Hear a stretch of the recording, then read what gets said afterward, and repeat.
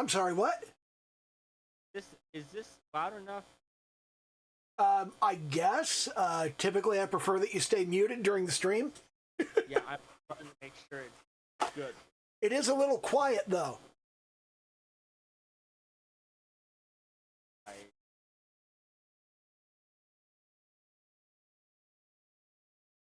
Good. Still kind of quiet. You could go a bit higher. Is this good? That is good. Okay, it's at 60%. All right. So let me go ahead and clean my screen over here. And all right. And of course, those of you watching on YouTube, do the little YouTube dance, like, comment, subscribe, all of that happy horse shit. We are starting a little early because I expected that this week's Sketch Weekly is going to run a little long. And the reason is I did a lot of shit this past week. First things first, let's talk process and procedure. If you recall, last week I said that I was going to ramp things up a little bit. I was going to be doing 30 minutes on Sunday, and then 40 on Monday, and 50 on Tuesday, and then a full hour the rest of the week.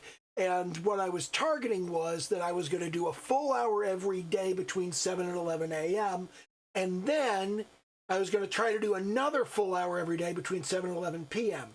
But if I missed the 7 to 11 a.m. window, for whatever reason, like I overslept or whatnot, then I had to do the 7 to 11 p.m. window. So always, like every day was one full hour and possibly a second full hour. And last week, I just went ahead and did both hours every single fucking day.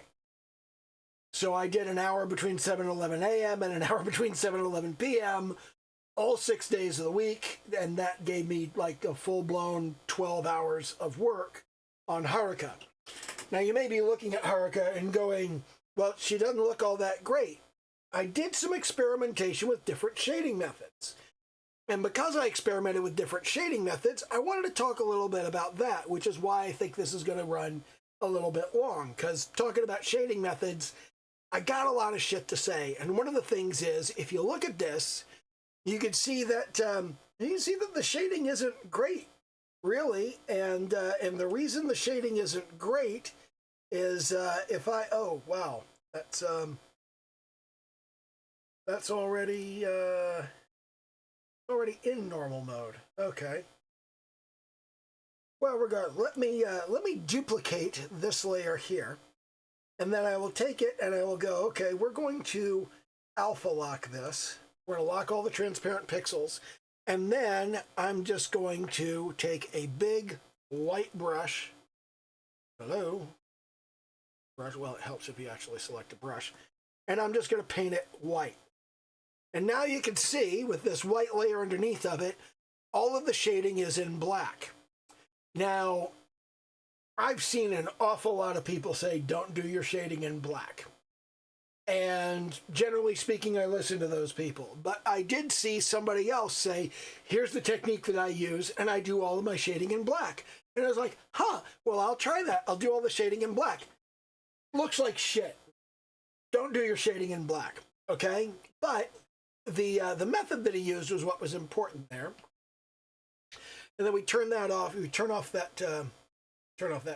Wow, that destroys the shading. The shading only works on the layer immediately underneath it. That is something to know. So anyway, the shading all in black makes everything look muddy and shitty and awful, and I just don't like it. So I did not like that, and I did a separate reshade using the same kind of techniques. But this time through, I didn't do it in I didn't do it all in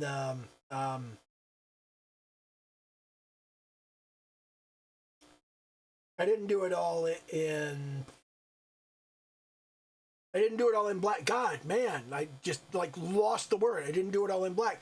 I did it in different colors. And if I switch this clip mask to regular, you can see that I've got the actual color of what's underneath of it, which in a lot of cases is black, but you can see that I used green to shade the green areas, and I used the skin color to shade the skin areas, and all of that is colored to match the appropriate area.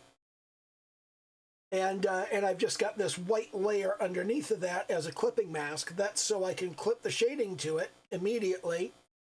And then underneath of that, I've got all of the individual stuff. Like right here, I've got the hair. And right here, I've got the face.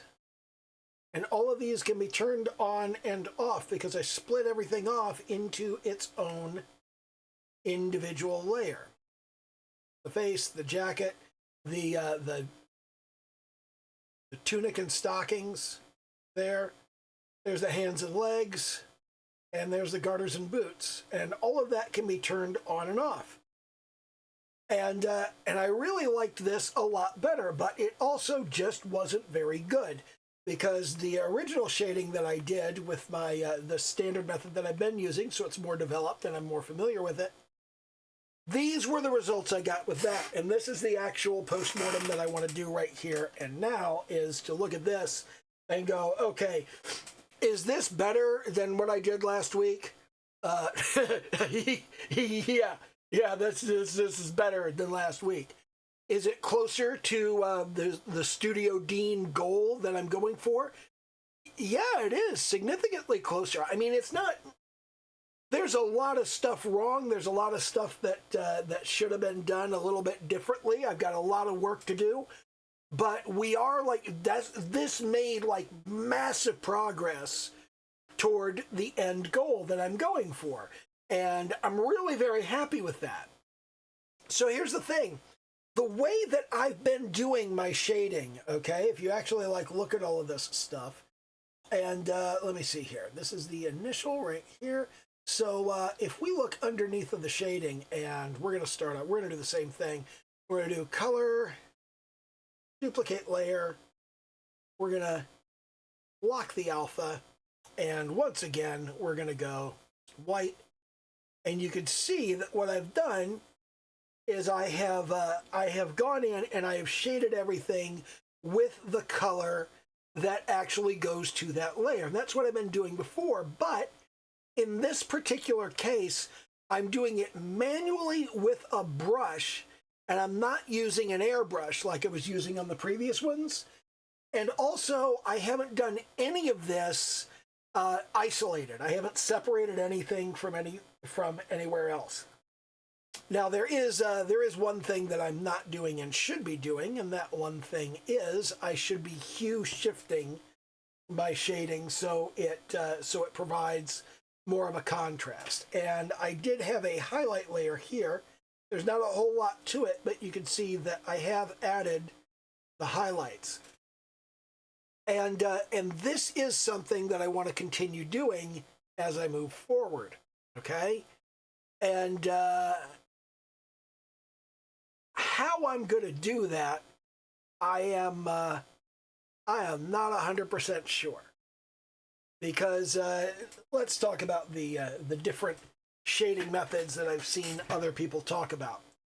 Now that's kind of the postmortem there, but let's fire this up and we'll hello. What is going on here? It's confused. There we go. Okay, it was just like saving some shit or whatnot. Okay, anyway, so, I changed my my new file auto action. I put all of my vector layers in one folder and all of my raster layers in another folder. I've got a comparison folder and a reference folder that start out empty, and then I've got a background folder. Now, in my vector layers, I have changed the order of the line art, the construction, and the sketch layers. And I put the line art on top, so I don't necessarily have to reduce the opacity of the construction and sketch layers. When I draw the sketch layer and then I go to do the construction layer on top of that, the construction layer will just go on top and I don't have to reduce the opacity. Because I typically don't have to revisit the sketch over and over again. And then the line art goes on top of that. Obviously, the notes are on top of everything. And then under the raster layers, I've got my flat color as usual. I've got my shading, which is a multiply layer. I've got my new highlight layer, which is an add blend mode. And finally, I have the palette. I always add a palette layer into the image, so I just thought I may as well put it in there.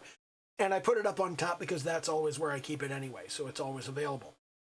And anyway, what I was going to get at with this was if I jump down here to the flat color, here's kind of the thing that, well, we'll start out with the line art. Starting out of the line art, if you just like draw some shit, okay, and, take this down to an appropriate size, and we'll just go, all right, we've got this box that we're going to shade, okay? And once we've, I don't like.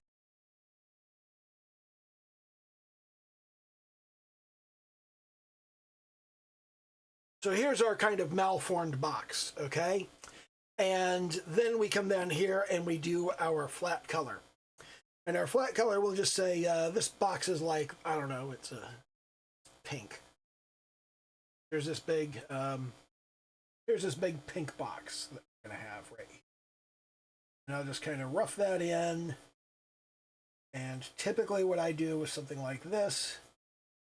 Well, we'll get that taken care of. Then we'll come over here to our line art. We'll pull out the magic wand. We'll select outside of the line art right there. And then we'll come down here to our flat color. And we'll just delete that. And now we've got our flat color in there. Oops, we're missing something. Missing that space. So let's back to our magic wand. Go over there. Line art. And then we want to come down here to the flat color. We want to delete that, so we clear that out. And over here, let's invert that selection. Have a look at that. So yeah, there we go. We got our flat colors in here. Now, the way a lot of people are doing their line art, and it's always working around a fundamental idea of separating out the things that you want to shade. Okay, and I was watching Mark Burnett, I think. I don't remember sure, but Mark somebody or other. He used to be a staff artist at Blizzard. You know who I'm talking about. But what he does is he uses the lasso tool. He just goes, okay, this is the thing that I want to shade right here. I was going to lasso that. And then I'm going to go, okay, we're going to protect our transparent pixels, and I'm going to use the airbrush. I added the airbrush to the tools. I'm going to take my airbrush and I'm going to go onto my shading layer, and I'm going to use that airbrush to just kind of go, well, here's where I want the shading to be, right in here, right in there. And he'll put that in where he wants it. And once he gets that in where he wants it, then he'll change the color of that layer to match the color that he wants it to be. And when he wants to move on and shade something else, then he'll get the lasso again, and he'll come in here, and he'll come up and grab a new area. And want that to be regular selection mode.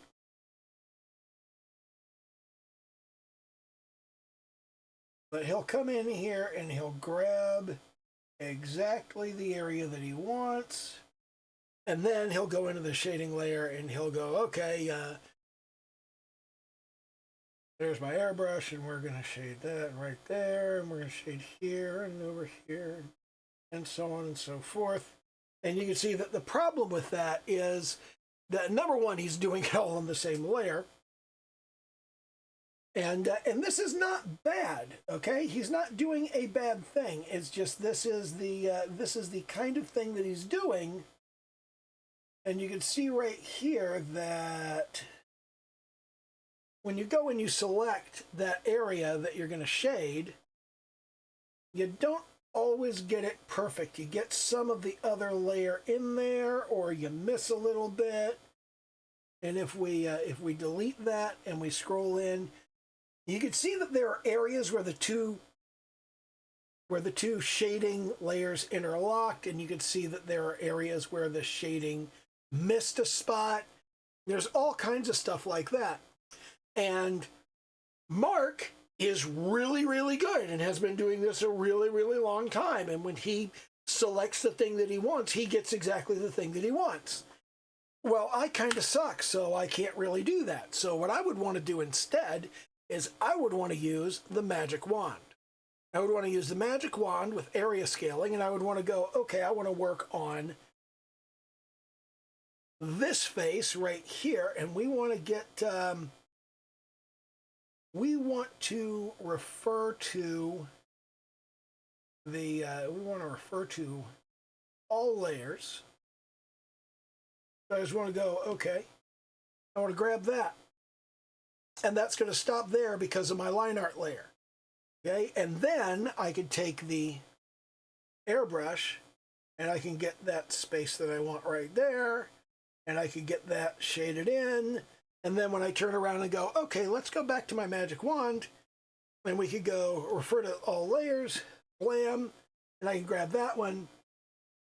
Now I could go grab this and I could shade that however I want it to be shaded.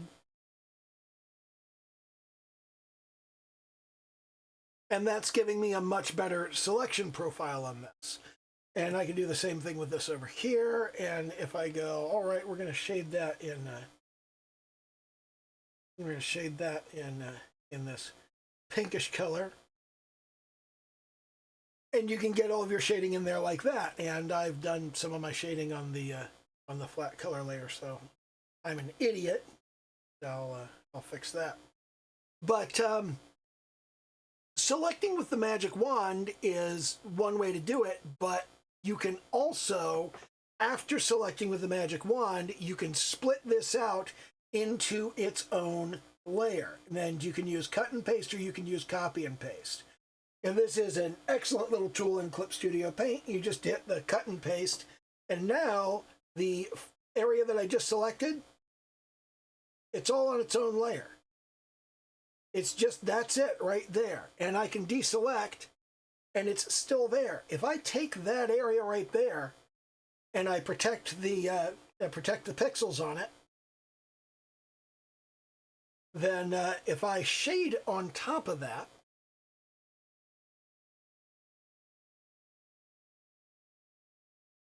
so down here, and we'll do that. I can shade on top of that, and it's not going to go outside because I've got those pixels there. And on top of this, if I decide that I don't like that and I want to undo it, I can add another shading layer on top of this. And here I've got a shading layer that's added on top there. It is clipped to the layer below, and I can come into this and I can say, well, let's take the exact same shade that I was using, and we'll use that as our shading color, which is typically what I do. This is wrong, incidentally. What I should be doing is I should be taking that, and depending on what color the light is, I should be hue shifting in the opposite direction. Like if we've got a standard yellow light, if what I'm thinking about here is that we are going to have a yellow light up here in the corner, turn this back on. If we're going to have a yellow light that's shining down from up here in the corner, okay? Then when I am shading this, I don't want it to be the exact same pink shade that I've got. Instead, I want to move it farther from the color of the light. I want to move it more in this direction. Well, you can't see that because of where my camera is. Let me flip my camera over into the opposite corner. There we go.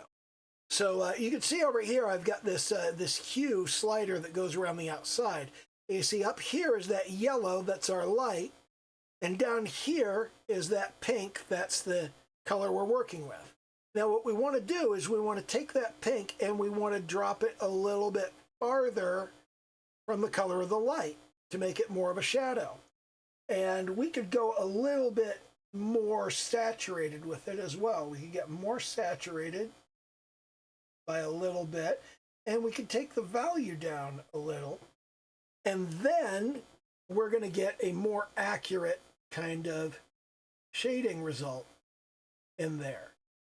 And that's going to fit better with all of the different aspects of the image. I mean, we're just shading a box here, so it doesn't really come across that much. But by increasing the saturation and decreasing the value and shifting the hue away from the color of the light, you can make that shading look more accurate. Now the problem is that if I were to come down here and I were to say, okay, now let's shade on the flat color, well, even if I do that up here on the shading layer, because I've clipped to the layer below, I can't actually do anything here. Now, there are a couple of ways that I can fix this, and one of them is that I can magic wand the whole area here. I can grab all of this flat color copy here and flat color copy here, and I can put a clip layer like I did on that previous piece that I did last week. Or I can say, okay, this area needs to have its own new shading layer, and that also has to be clipped to the layer below, and that also has to be in the multiply blending mode, and now I need to go in that, and that's like a new shading layer, shading 2 or whatever, and then I can shade on that. But you can see here that it will also shade on this area. Well, we don't want it to shade on that area. So because we don't want it to shade on that area, what we're going to do is come over here to this flat color. We're going to grab our magic wand, and we're going to grab that area, which we are again going to cut and paste onto its own layer. And then that new layer right there, we are going to move down underneath of the flat color. This flat color should be, did I do a cut and paste or a copy? I did a copy, didn't I? Control Z out of that, and we'll do a cut and paste right there, and now you can see it's been split off. We can drag it down underneath of that, and then from here we can create a new shading layer, and we can clip it to the layer below, and we can set it to multiply, and now we can again come in here and do our shading. So we can do the shading on this area right here. Oops. That's 100% multiply layer 1.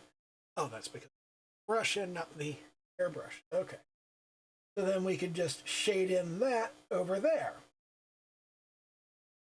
But you can see that the number of layers that you've got in this situation just multiplies without bound.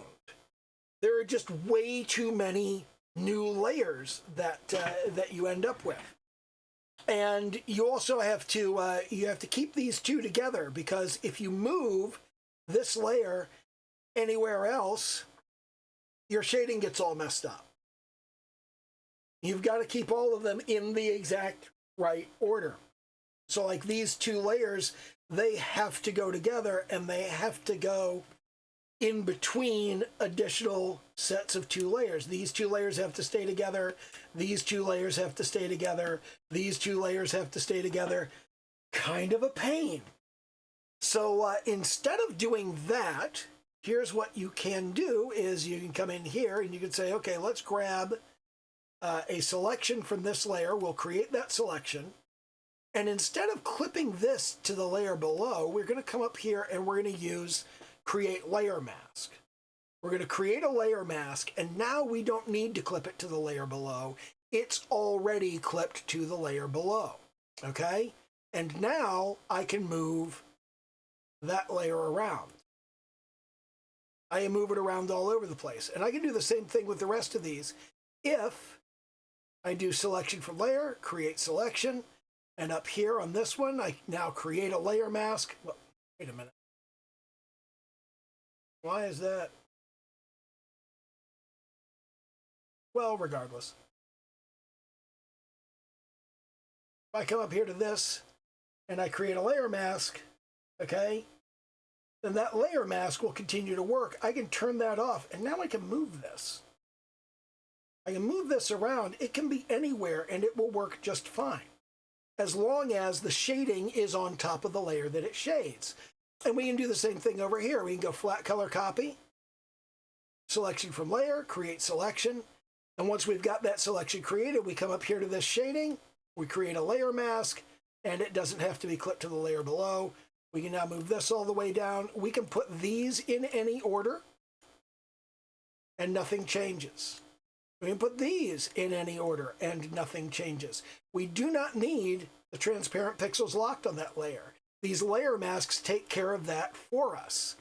And that does away with a certain amount of housekeeping, okay?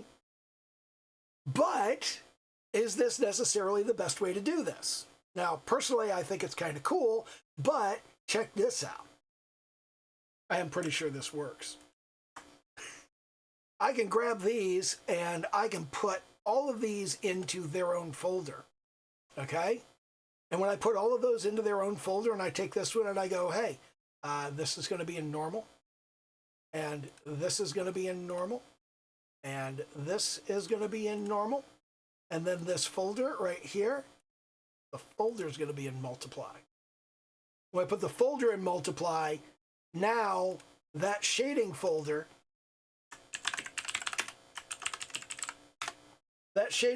just magically applies to everything underneath it here. And I can take all of these and I can put them into their own folder. I can select all of those and I can take that and I can go create folder and insert layer, and I can go colors. And there's the same basic effect that I had, but I have decrapped all of my folders sitting out all over the place, okay?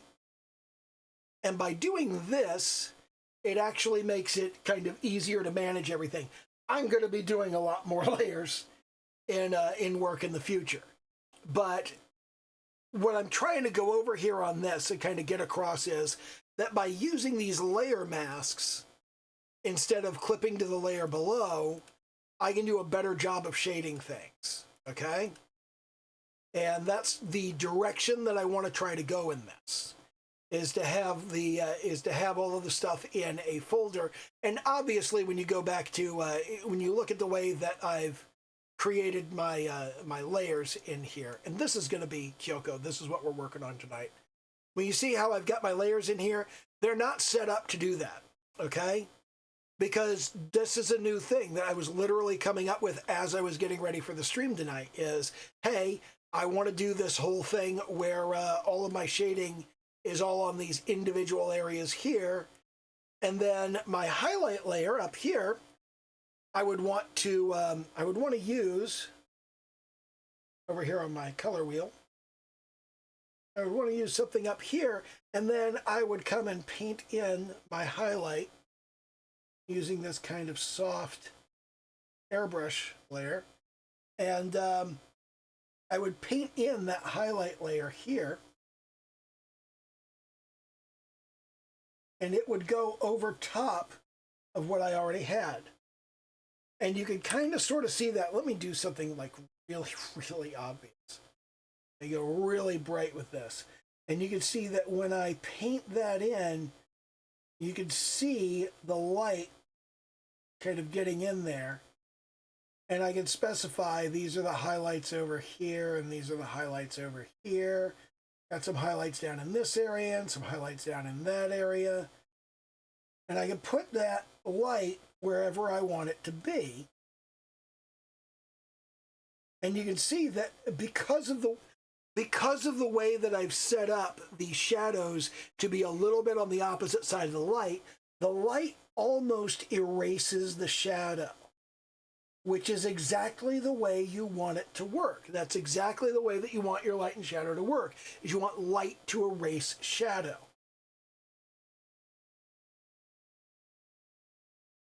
So that comes out working pretty well.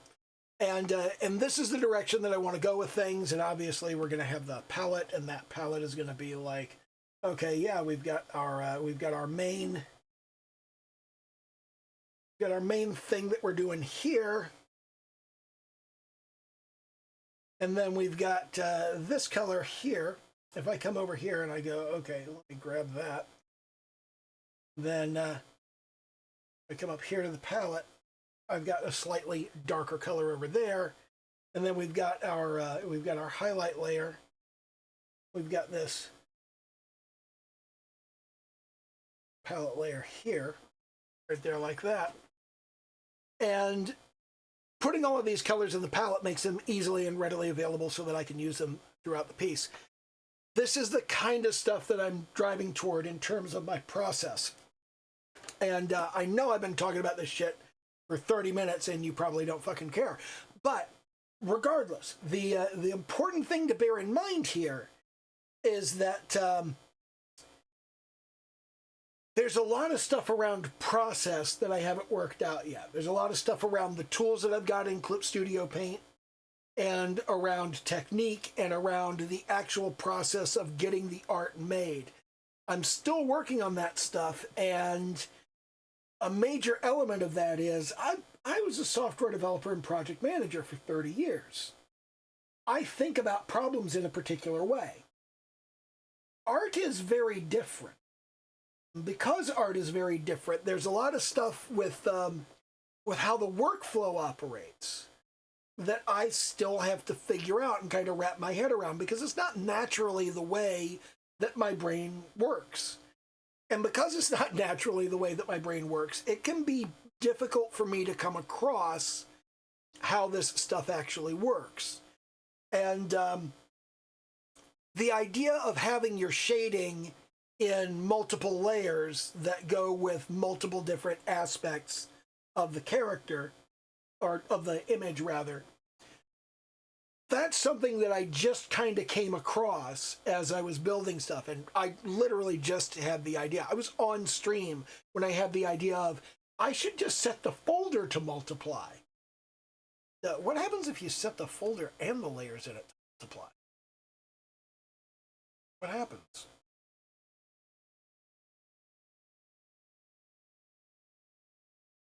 I think it just overrides. Like, what if you set it to, yeah. I think it overrides whatever's in the folder. Okay, so that's interesting. I've done a lot of experimenting, and I'm still doing a lot of experimenting with this software because I've deliberately been keeping my work very kind of simple and basic and working on technique, and not so much on using fancy tools and whatnot. I've done some fancy tool stuff in the past, like downloading brushes and working on grass and that sort of shit. But yeah, I don't want to waste a lot of time on that. Anyway, let's zoom in here and go. I am really, really proud of this hair. I think I did a really good job on this hair. I think that was awesome. And I'm not happy with the expression on the face. I think the expression on the face could be better and should be better, and I just didn't get around to fixing that. Similarly, the hands, these hands are way too small. Okay? It may not be obvious, but your hand is roughly the same size as your face. Okay? If you put your hand up to your face, the heel of your palm goes right against your chin, and that covers right up to the center of your eyes. This part of your hand will come right up to the middle of your eyes, right up to the top of the bridge of your nose. Okay? So this piece right here, when we've got, come up here to notes. Come up here to the notes area. This hand right here, what is going on? What is it?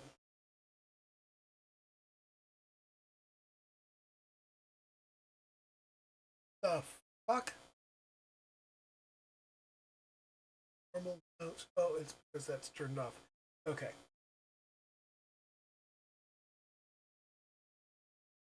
This hand right here, this part of the hand should be this big. Not that big. And that's like half the size it should be. And the fingers here, okay? The fingers should be coming up to about here. The hairline. They should be coming up from the bridge of the nose to the hairline, and they are way too small. Okay? This hand is like half the size that it's supposed to be, and that's problematic, and I need to fix that. There's also the thing, if you look here, this right here, that's how big your feet should be. Your feet should be about that size. And they are, because I remembered to check that. I did not do a very good job making the hands the size of the face.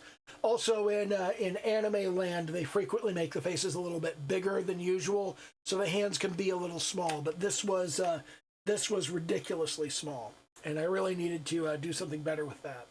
Now, in addition to that,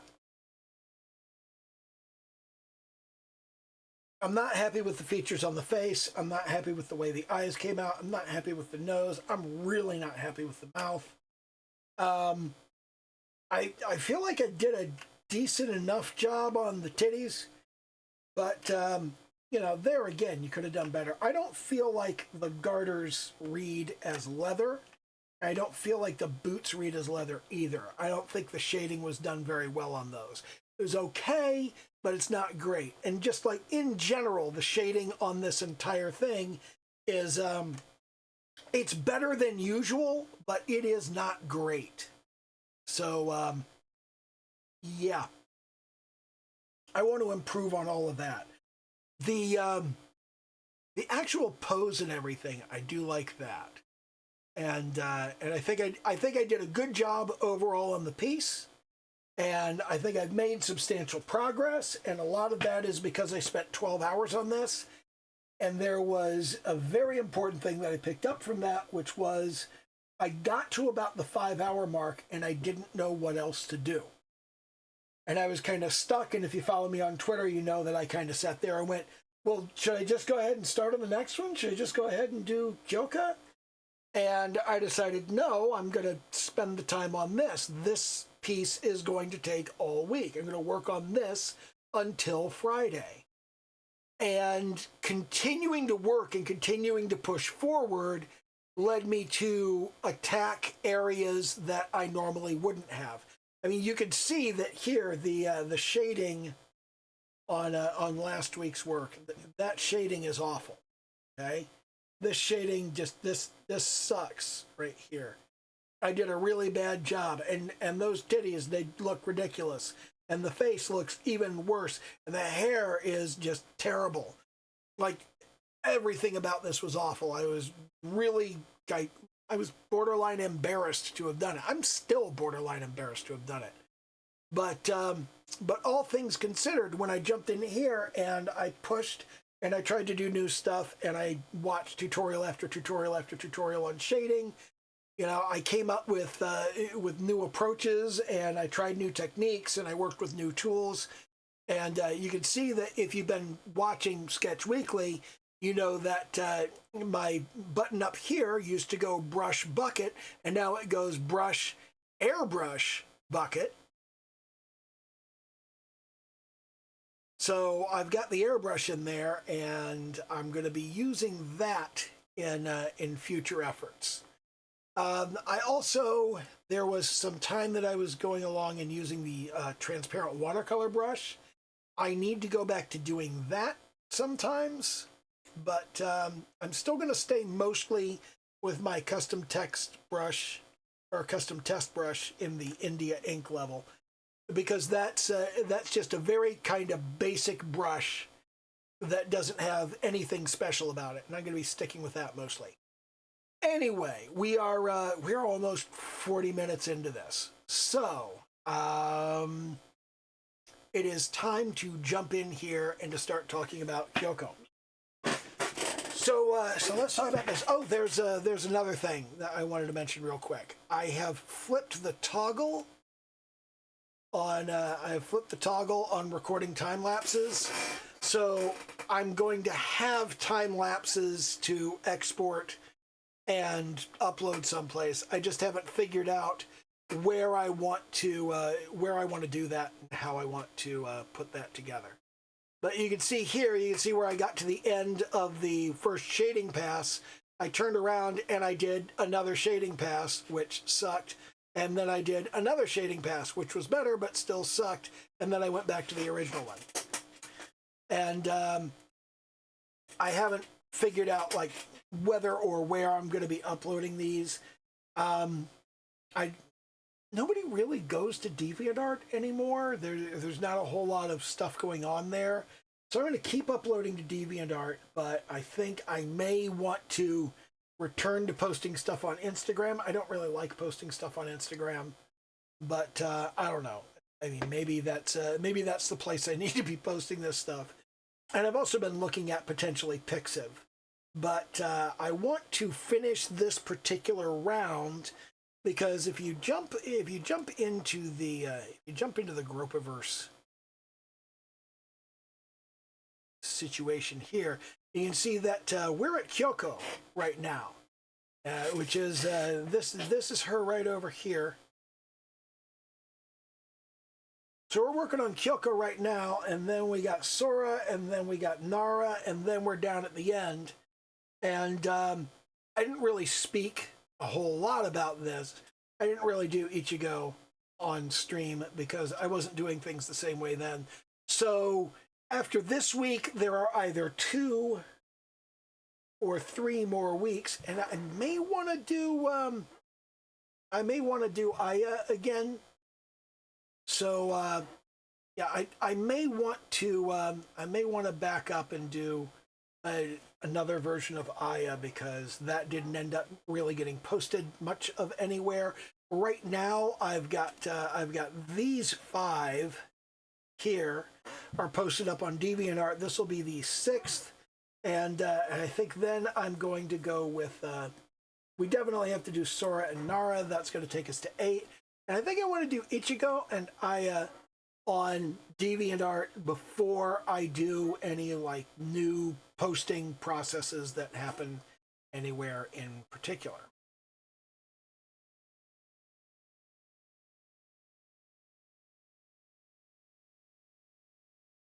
So yeah, that's what I kind of want to do with that.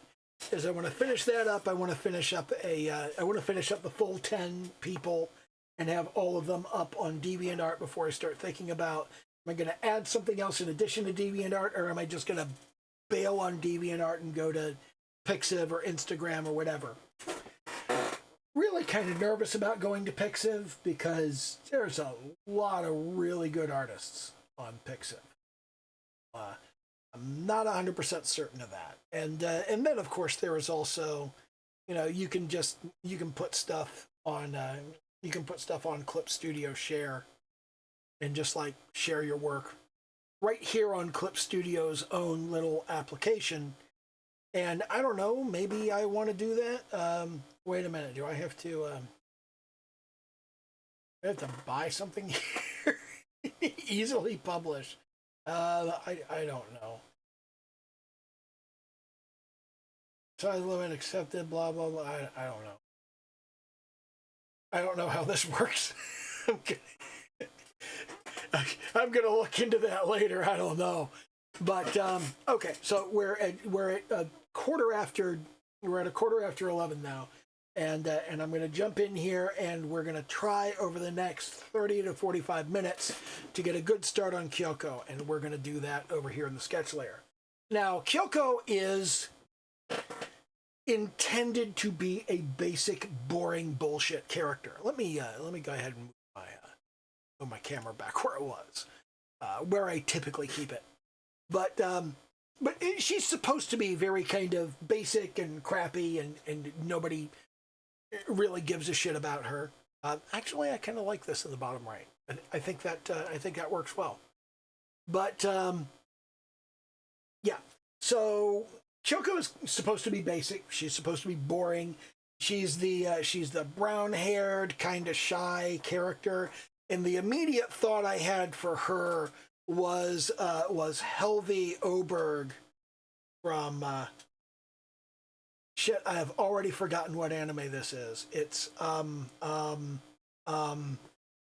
Wise Man's Grandchild, not Tears to Tiara. Shit. Knights and Magic, that's the one.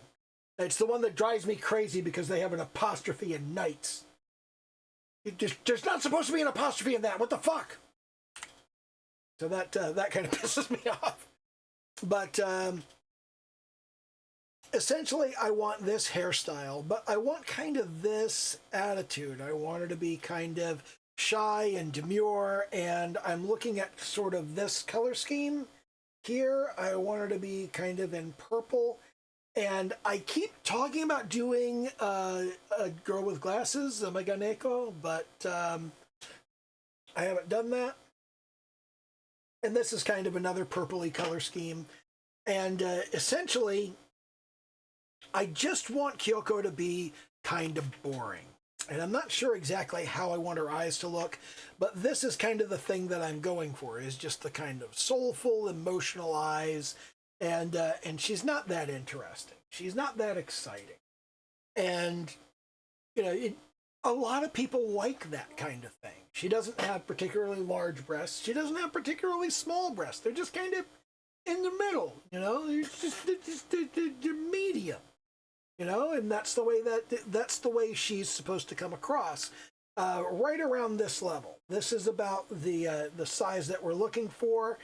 Not quite this big, a little bit smaller. Also, these breasts are like a little bit wrong the way that they're done.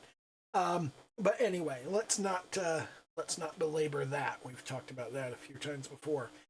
And I kind of like this pose, but I don't know if I necessarily want to do exactly that pose.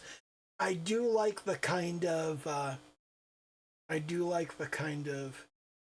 head pointed down, and just a kind of, you know, kind of leaning to the side here, and then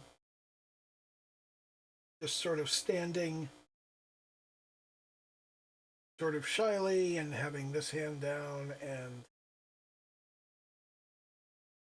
this hand up. And that, I think, this pose, this start to the pose is overly alluring. She should be more just kind of standing there and less doing a pose to try and attract anybody. Hold on a second.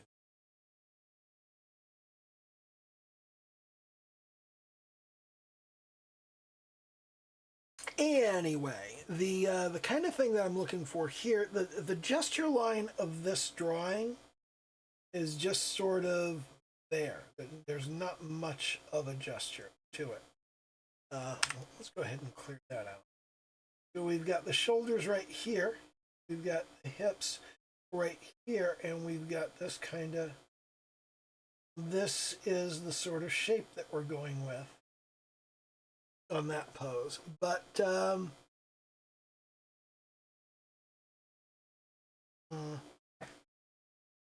want her to be necessarily that. I do like I like the glove thing that Helvy's got going on here. That's sort of the sheer glove and the little ornament right there.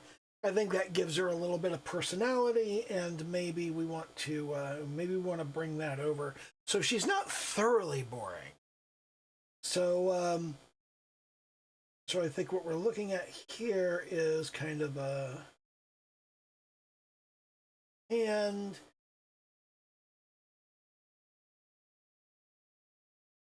and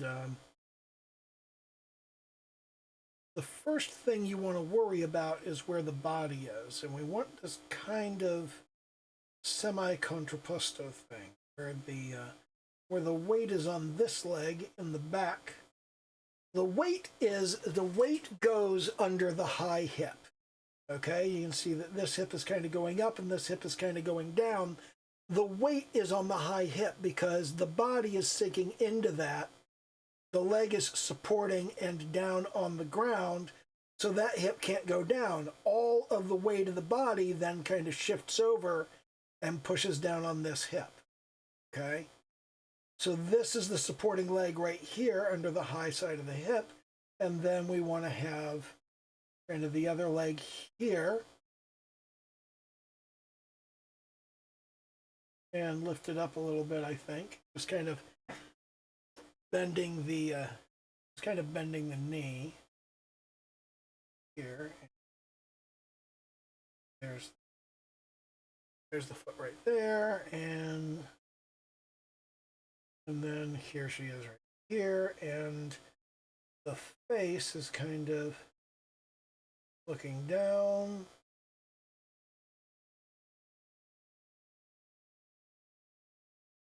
And this is too short. Let's go with a rectangle here, and let's grab this and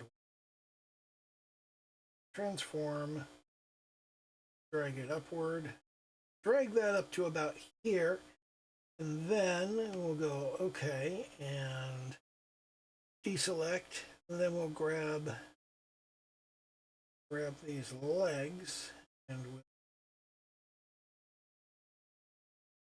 stretch them up a bit.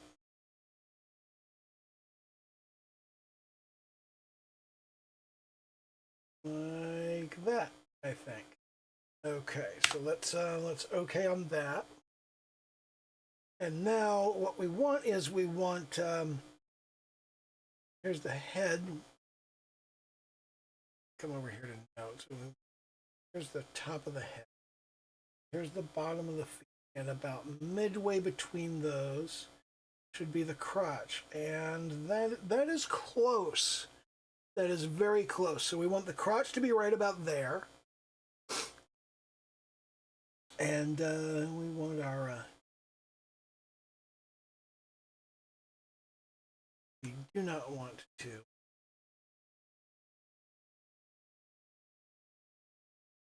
we do not want to snap to the guides, so what we want is we want sort of, here's that crease crotch right here. We've got quarter, so we've got kind of this shape going on there. Here's butt. Anime girls never have too much of a butt. They all got a serious case of white girl butt. And we will take her arm and we'll put it kind of... do we want her arm to be across her midsection, or do we want it down here on her leg? I think maybe her arm is kind of like here.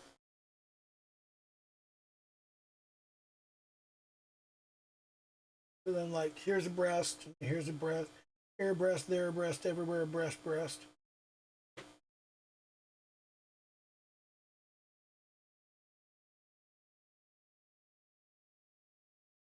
Okay, that looks about right. That is about the kind of pose that I'm looking for, so let's jump on from that. And, okay, let's go ahead to move into the construction, and we want to...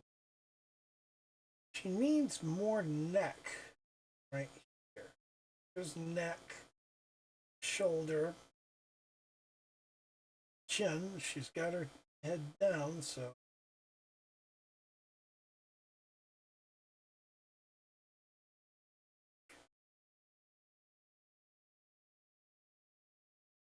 should come out a little farther there. Here's the rest of the neck. She's got this shoulder's kind of up. She's kind of shrugging one shoulder up, almost like she's semi trying to hide behind it. And then here's the general shape of the eyes. Wow, those are terrible. Here's the nose. Tip of the nose almost right between the eyes, and then we'll do a kind of an oh my kind of mouth, where she's really just like exactly the mouth that we have on Healthy over here. It's kind of ooh. Are you looking at me? Why are you looking at me?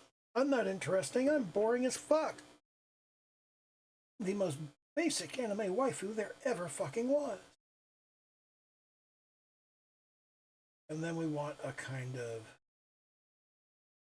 spiky hair thing going on here and a spiky hair thing going on here. That's sort of the way she is kind of unkempt.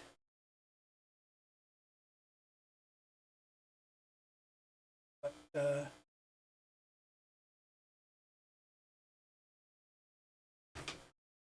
that kind of look right there, and then we've got the arm, which comes down. The arm would come down to right about here.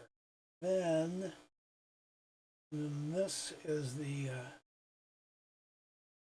arm there, and see the size of the head. She would, her hand here, it'd be a little bit smaller, but not a whole lot smaller. We're going to do some draw through here on the breasts. We're going to end up looking like that. Here's the other arm. Here's the other hand. I'll come across here. She'll just kind of wrap her hand around her side here.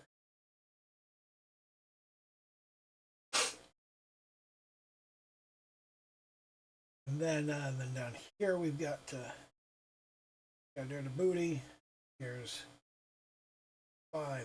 The thigh is going to come down to about here.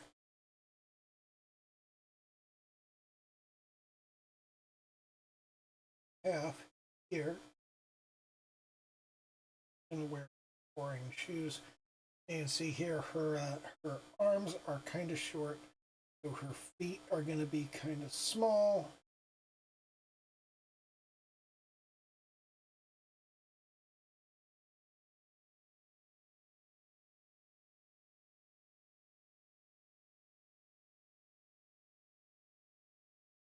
There's the other leg there. Here's the hip here, and rough there. There's roughly the shape of her body behind that. And that is going to give us the raw appearance of everything. And I do not know whether I want this girl to wear a skirt like this or a pair of shorts.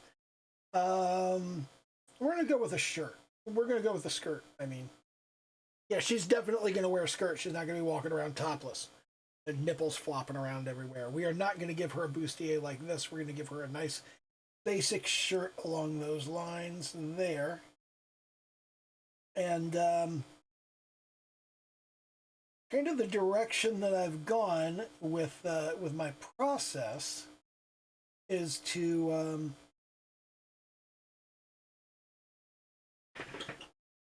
start out with kind of the sketch and the composition, and then go immediately to the flat color.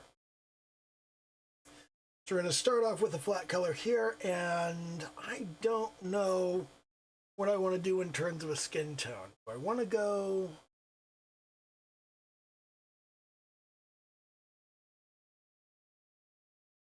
Do I want to go like this? I want her to have a darker skin tone. I think I want this to be more fish, like so. More. There we are. So we're gonna be a little bit darker, but we're going to stay kind of pinkish here. And sort of that roughed in. We've got that roughed in, and we've got we'll give her a good deep cut blouse, like so. And what color do we want it to be? We want it to be a kind of a purple color. I want her to wear something purplish. And we'll there. So then we'll have again this skin tone. Let's come up here to the palette. We're going to go, this is our skin tone right here. Then we're going to grab this lavender right here. And we're going to go, that's our lavender. We're going to get a slightly darker purple there. And we grab a bit of this, kind of a more bluish purple, and kind of like that purple there. That could go in right there. This sit in kind of its own space there. We also want a sort of a khaki, sort of brown there, sort of khaki there, a little bit brighter there. Highlight, a bit darker there. So yeah, I'm kind of liking these colors. I want Kyoko's hair to start at like a brownish color, but I also want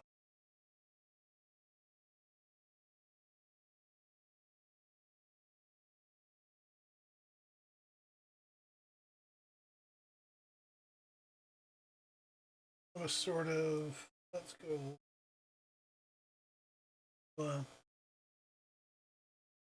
highlighty kind of thing, like, okay, that looks decent.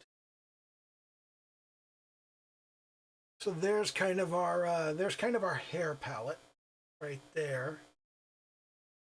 And shoes. What kind of shoes would she wear? I don't know.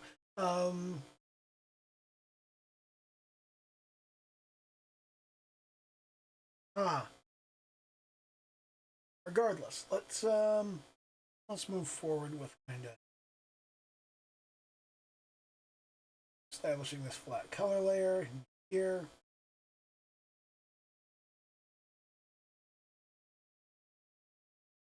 That.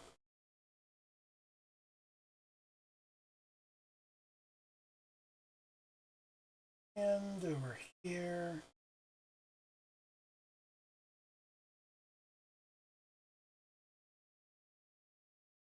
There's a elbow, there's a finger, arm there, so leg. Is she wearing any kind of stocking? I think I want her to wear the loose, baggy socks that a lot of girls wear. Sort of.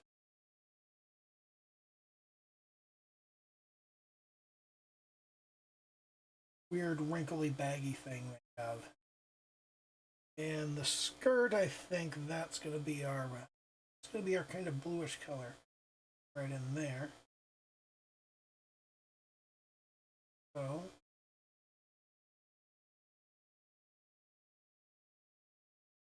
and starting from that, working from this basis right here, now have a rough idea what that looks like. Let's rough in her hair.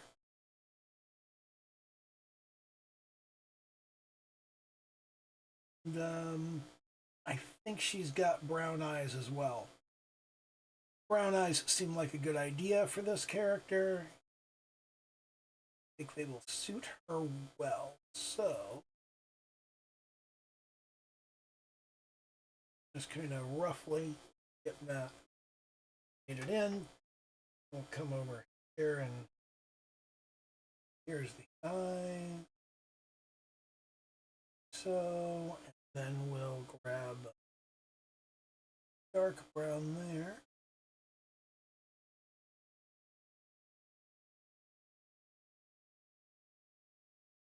Come over here to the black and we'll go, okay, yeah, she's that, and then we'll do eyebrows, brown there.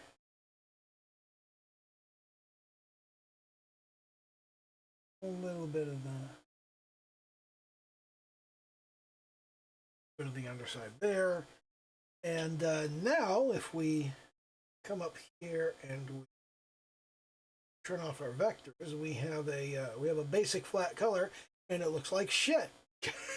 We haven't done any line art or anything, but we do have a basic idea of what this is going to look like. And yeah, so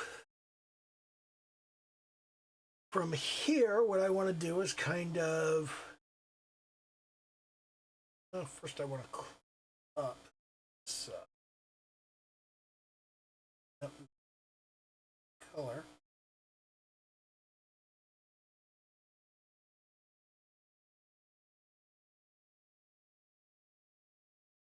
Ideally, you should be able to read the pose from nothing but the flat color.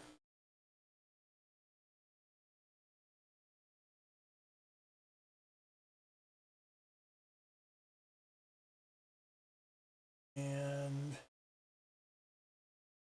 I don't know, I feel like you can read the pose. You can kind of see that this is a person and they're standing and the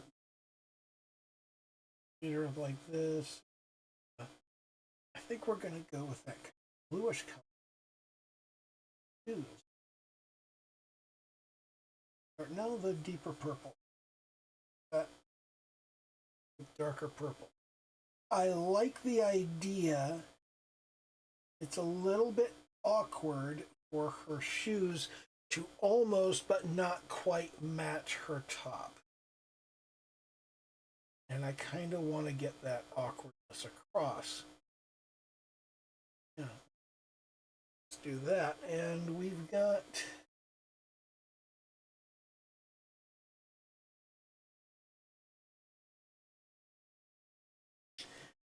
an initial pose here. This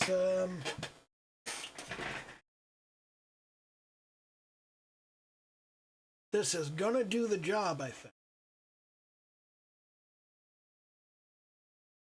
But we also want to give her glasses, so let's drop this back down and we'll go, let's give her kind of purple.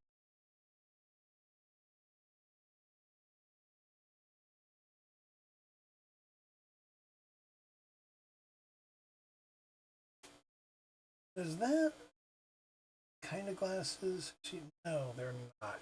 That's not the kind of glasses that Kyouko would wear. Kyouko would wear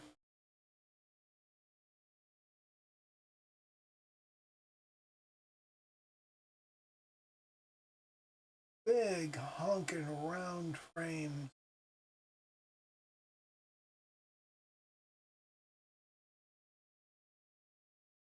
Something like this. No, I don't like that.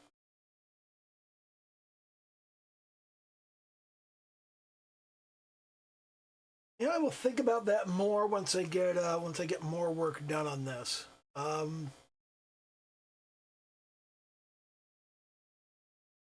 Anyway, we're at an hour and 10 minutes, and yeah, so that's the direction we're going with Kyouko. And to put up the comparison, looking at what we're starting with and where we're headed toward right here.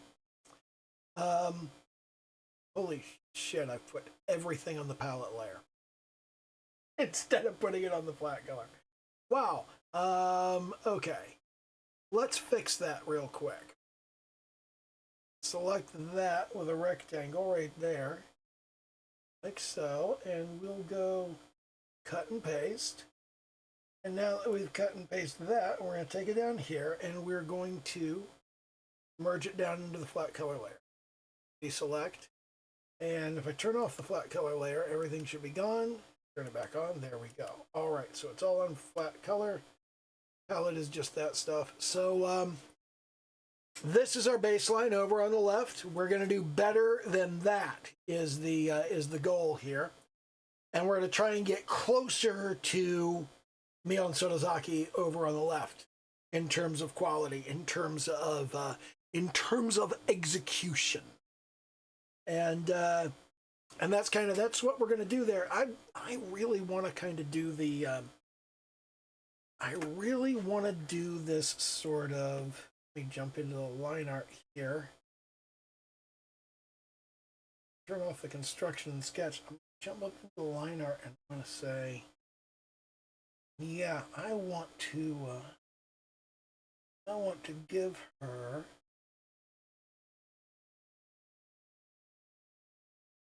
a kind of glove she wears.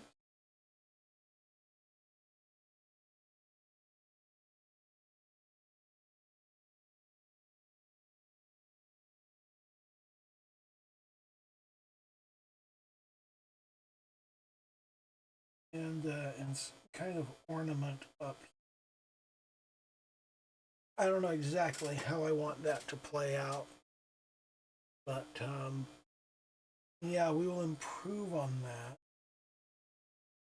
over the course of the week. Yep.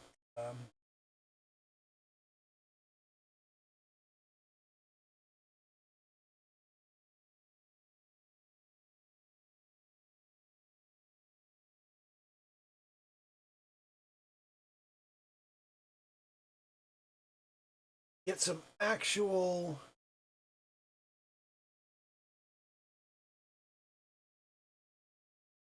line art.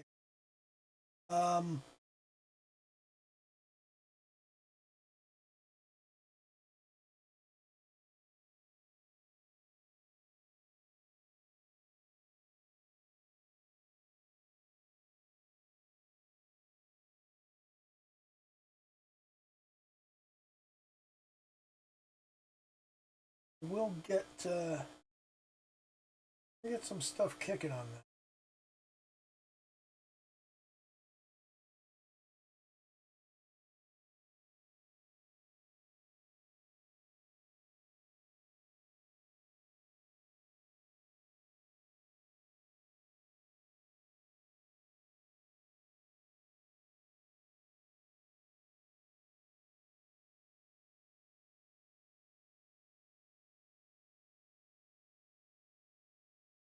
And we'll see what we can do and what we can get taken care of. And she's too narrow. She needs to. Does she need to be wider? Or do we want her to just be really kind of skinny, like she's trying to minimize herself, like she's pulling everything in? Okay, yeah, I think we want her to be kind of skinny, minimizing herself, pulling everything in, almost like she's collapsing in on herself here. She's kind of got her hand up and she's sort of leaning into it and pushing herself in, like, don't look at me. There's nothing to see here. But yeah, that's the. Okay, yeah, that's about what I was looking to get established here tonight. So